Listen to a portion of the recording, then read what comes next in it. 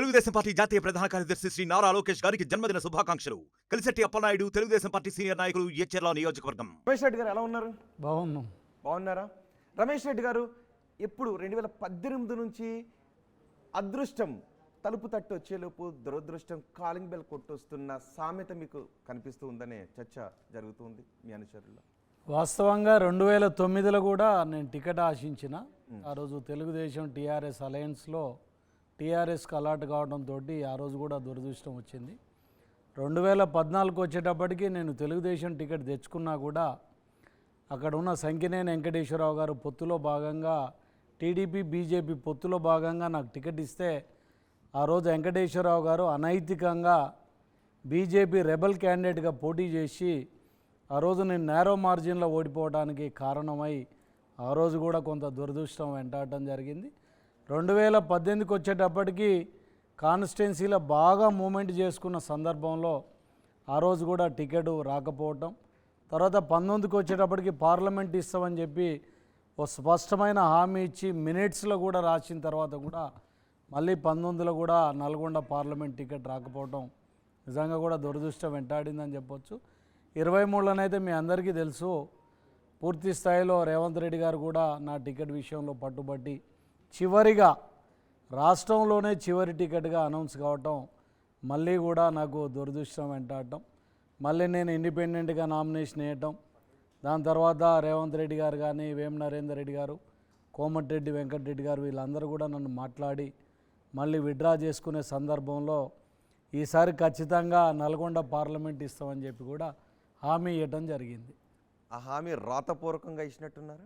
రాతపూర్వకంగా ఈసారి లేటెస్ట్గా జరిగింది ఏంటంటే ఈసారి రాతపూర్వకమైన హామీ ఇవ్వటం జరిగింది.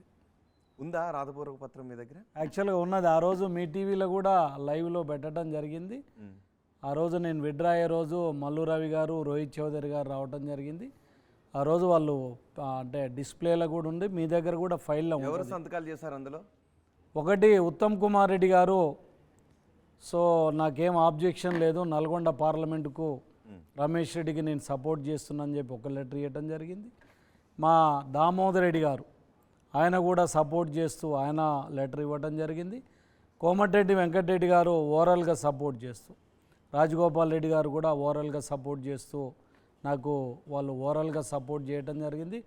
ముఖ్యంగా ఆ రోజు మరి కేసీ వేణుగోపాల్ గారు అందరి సమక్షంలోనే నాకు ఢిల్లీ నుంచి ఫోన్లో మాట్లాడి ఒక స్పష్టమైన హామీ, నల్గొండ పార్లమెంటు విషయంలో నేను హామీ ఇస్తున్నా, 100% మీకు టికెట్ ఇస్తాం, మీరు విత్డ్రా కండి, ఎందుకంటే ఈ విషయంలో రేవంత్ రెడ్డి గారు కూడా బాధపడ్డారు, ఖచ్చితంగా మీకు న్యాయం చేసే బాధ్యత అని చెప్పి వాళ్ళు ఆ రోజు నాకు ఫోన్లో కూడా హామీ ఇవ్వటం జరిగింది. ఒకవేళ ఆ రోజు వాళ్ళు ఆ హామీ రాతపూర్వకంగా ఇవ్వకపోయి ఉండుంటే మీరు నామినేషన్ విత్డ్రా చేసుకుని ఉండకపోయి ఉండేవారా?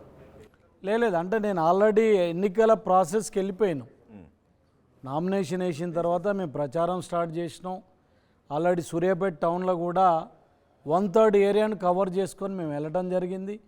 మేము అన్ని అంటే ఆటోలు కానీ అన్ని ప్రచారం ముందుకెళ్ళే క్రమంలో వాస్తవంగా మేము కూడా ఊహించలే ఆ రోజు వీళ్ళు వస్తారని కానీ మేము విత్డ్రా అవుతామని కూడా ఊహించలేదు.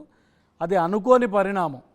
అంటే మేము స్పష్టంగా మేము ముందుకెళ్తున్నామని కూడా చెప్పిన క్రమంలో లాస్ట్ మినిట్లో 10-10:30కు మరి మాకు తెలవకుంటేనే మల్లు రవి గారు, రోహిత్ చౌదరి గారు రావడం జరిగింది.